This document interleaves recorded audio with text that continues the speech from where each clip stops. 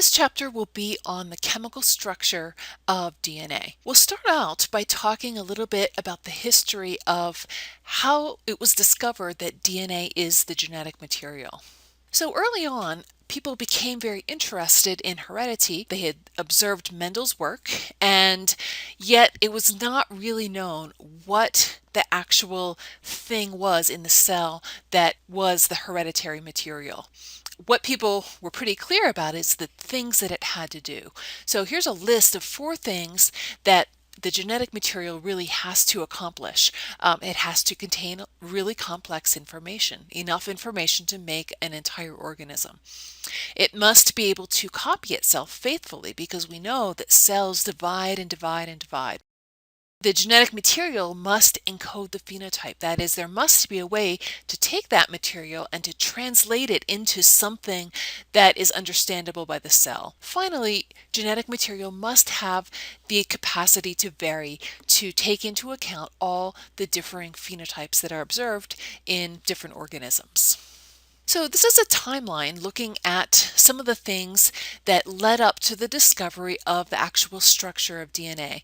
And I'm only going to talk about a couple of them. There's actually a lot of interesting things that we could mention, but we're going to focus first of all on Mendel's work. So Mendel published his very important paper in 1866, and it was not rediscovered by other scientists really until around the 1900s.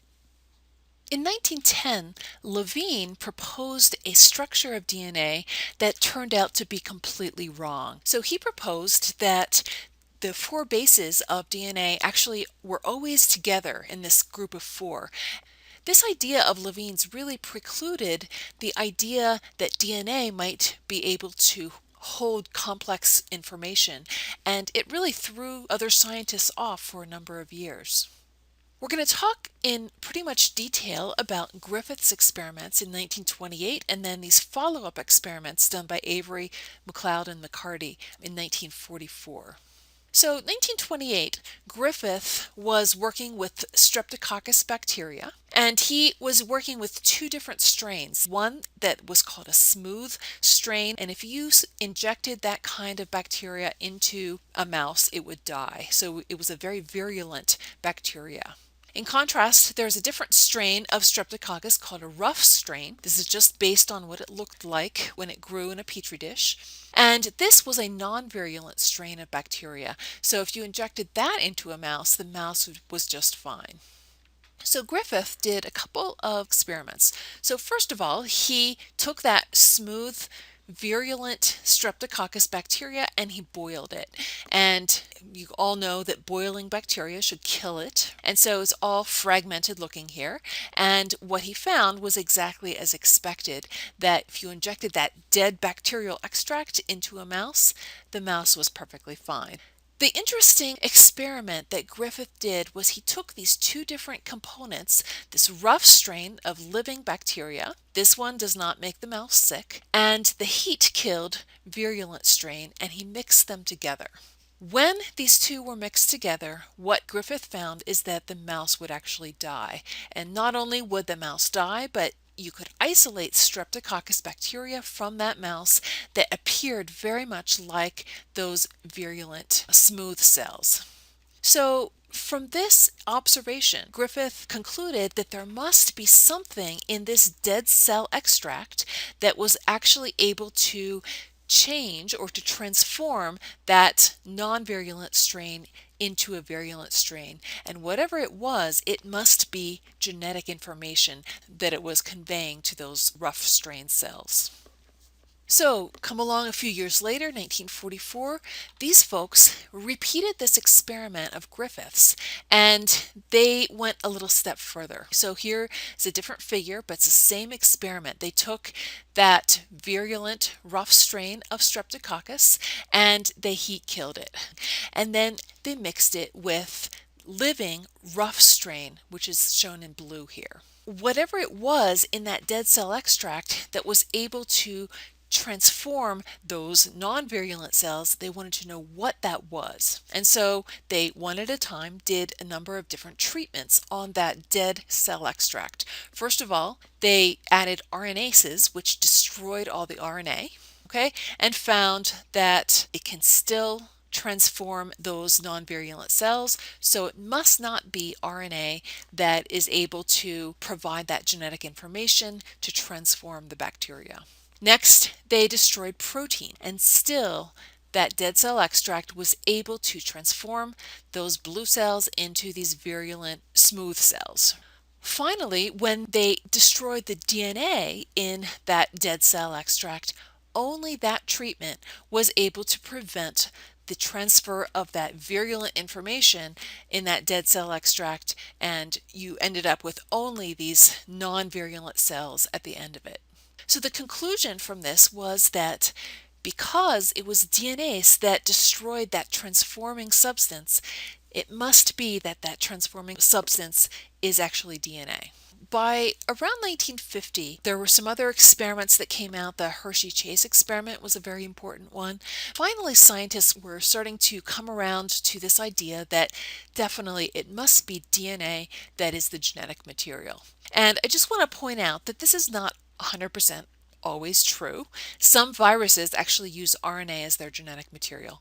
Once people started to center around this idea, DNA is the genetic material, the next question became, what is actually the structure of DNA? How do those bases form this structure that can carry all this complex information? So we'll talk about two experiments that led up to the discovery of the structure of DNA. First, I'll talk about Chargaff, and then I'll talk about the X-ray diffraction done by Ashbury and Franklin. So Chargaff was a biochemist, and what he did was he took DNA and he chopped it up, and he found there were certain equivalencies in the four bases. So he found that the molar amount of A always equaled the molar amount of T, molar amount of C always equaled the molar amount of G. And if you actually look at some of his data, so for example, if you look at yeast, what you see here is the total percent of the DNA that comes from a yeast cell that is A is around 31%, T 32, 33%. So these are pretty similar to each other. And then the total percent that is G is 18 and C is 17. So these two are very similar to each other. And he looked at different species, and so for example, rat, even though they have a different percentage of those different G's, A's, T's, and C's, the rules still applied that A and T were roughly the same and G and C were roughly the same. X-ray diffraction studies on DNA were begun by this man named Ashbury, and then it was continued on by Maurice Wilkins and Rosalind Franklin. X-ray diffraction takes a piece of crystallized DNA and you bombard it with X-rays, and then the diffraction pattern can tell you something about the structure of that molecule. What these folks figured out from these experiments was that DNA is a very long, skinny molecule. There are two parts that are parallel to each other, and also DNA is helical in nature. It twists around. Finally, in 1953, these two young men, Watson and Crick, took all of this data that was already put out there by other folks, and they worked on modeling, and they proposed a model of DNA based on the existing evidence. So next, we'll talk about the actual structure of DNA. DNA is made up of individual monomers that are called deoxyribonucleotides, and each deoxyribonucleotide has three components to it. So first of all, there's a sugar, and that sugar is deoxyribose. If we look down here, you can see the more detailed structure of the sugar. It has 5 carbons and it is a 5-membered ring. However, not all the carbons are actually in the ring. So there's one oxygen in the ring, and then we go clockwise from that oxygen to label the carbons, the 1' carbon, the 2', 3', 4', and the 5' carbon.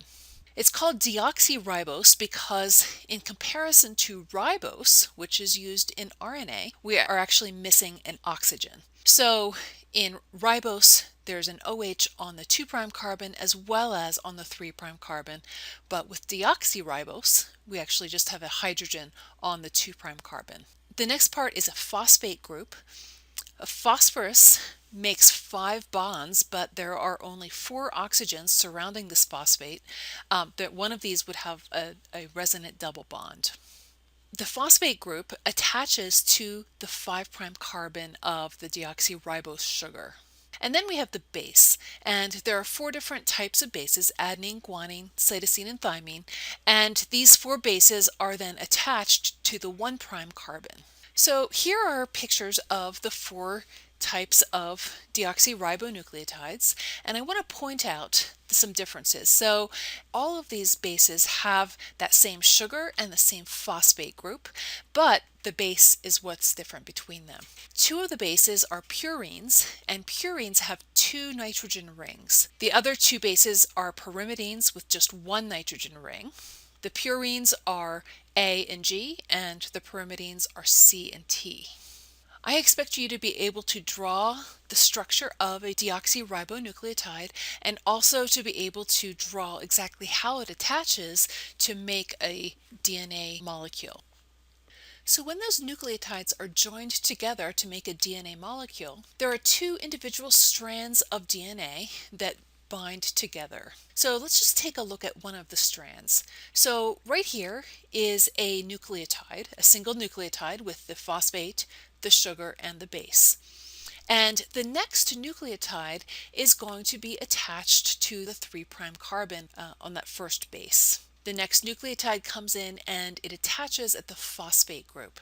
And so this type of linkage goes from the 3' carbon, a phosphate group, and then to the 5' carbon. And this is called a phosphodiester bond.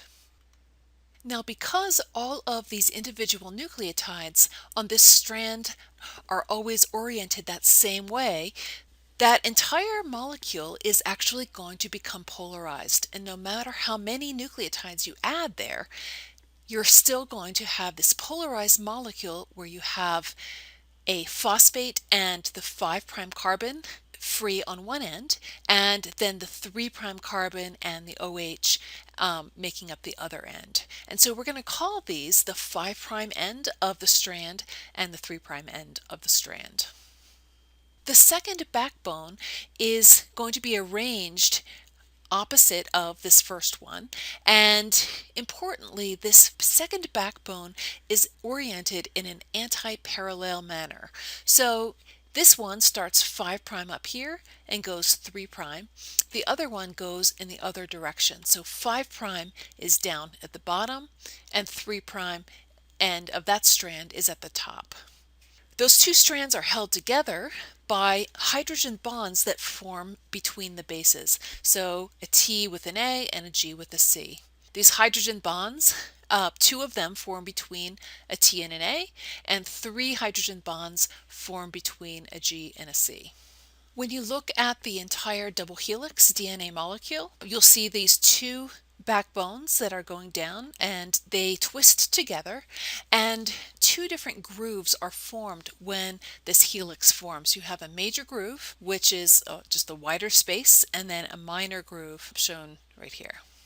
When we write DNA sequences, we're going to always indicate which end of the strand is 5' and which end is 3'. So for example, here is a sequence of DNA. It's 4 bases long, and it has this complementary strand.